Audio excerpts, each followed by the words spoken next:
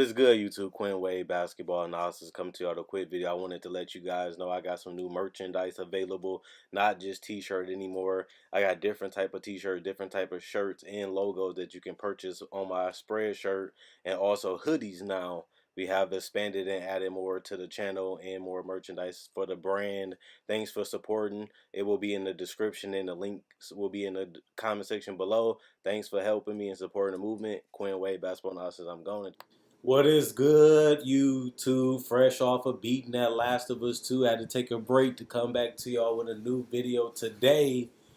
We're going to talk about Antony Tolliver verbally committed to the Memphis Grizzlies. Out of all the teams that was interested in the works, in the services of Antony Tolliver, it seems like he's going to go to a 10-day contract with the Grizzlies, and it's interesting to see how that's going to affect this team, considering that the Grizzlies do have to lock up that playoff spot by going through these last couple games for them to be able to play into the game against the Lakers. And this is a team that was 32 and 33.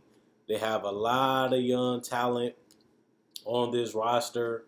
We still don't know if Justice Winslow is going to be able to make a contribution.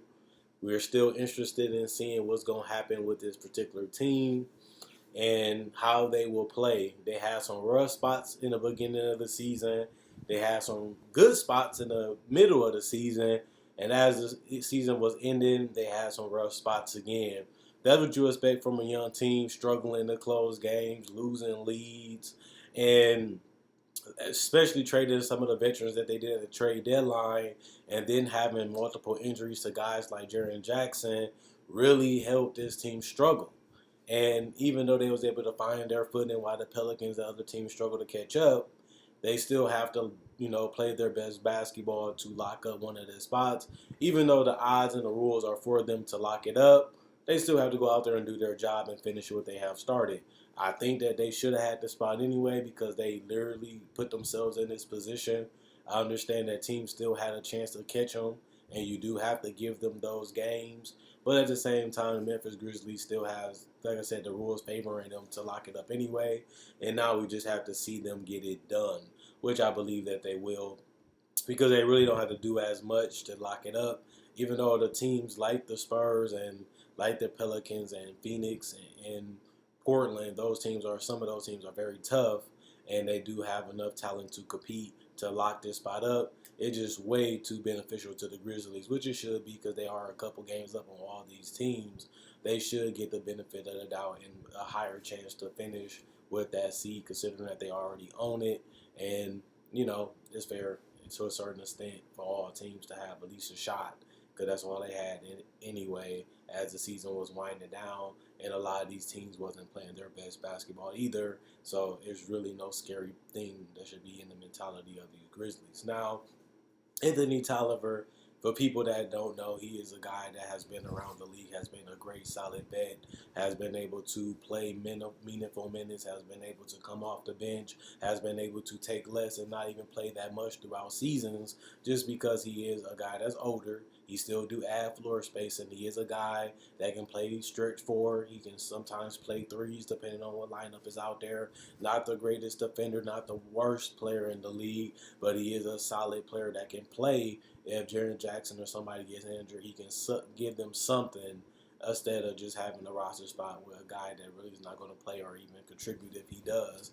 At least you know Antony Tolliver, you know who he is, you know what he brings to the table, and you know he will be ready to go whenever you need him to be. A lot of people don't expect the Grizzlies to win that many games against the number one seeded Lakers anyway, but you still do need a guy that understands AD, knows what he likes to do because they play with each other, but also gets him out of that paint when they go small. And if this Grizzly team really want to go with Jaren Jackson at the 5, Tolliver can be a person that you can put into that 4 position, and they can have that floor space all the way out to counter lineups with JaVale and Dwight with Anthony Davis to go big and lanky, or even just go shot blocking. So they have something if they don't want to go Jonas. who I personally believe would probably be a nightmare for a guy like Anthony Davis, just because he is too slow-footed, and I don't really think he can really contest or compete with AD for a full, couple minutes every game, and it's going to take a lot out of them because Anthony Davis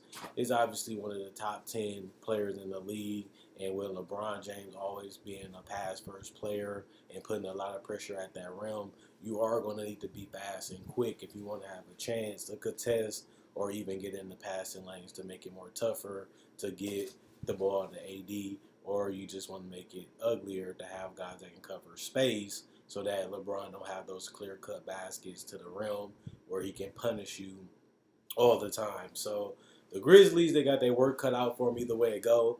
If they do lock up the playoff spot, they go against the best team in the West, which isn't the most funnest thing, but it is all about experience. I really want to see what they're about.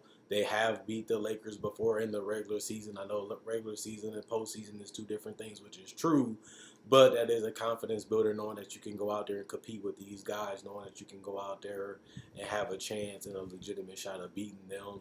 I really think that the Grizzlies are a feisty bunch. They are a team that are very confident in their abilities. They're not scared of anybody, and that's the type of mentality you want a young team to have. You want them to be hungry. You want them to have a chip on their shoulder, and you want them to feel like they can go out there, no matter who's out there, they can play with them.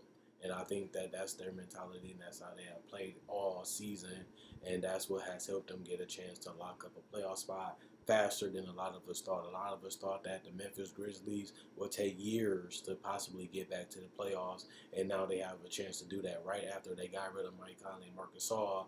They're right back in the playoffs with a whole different identity, a whole different roster, and everything.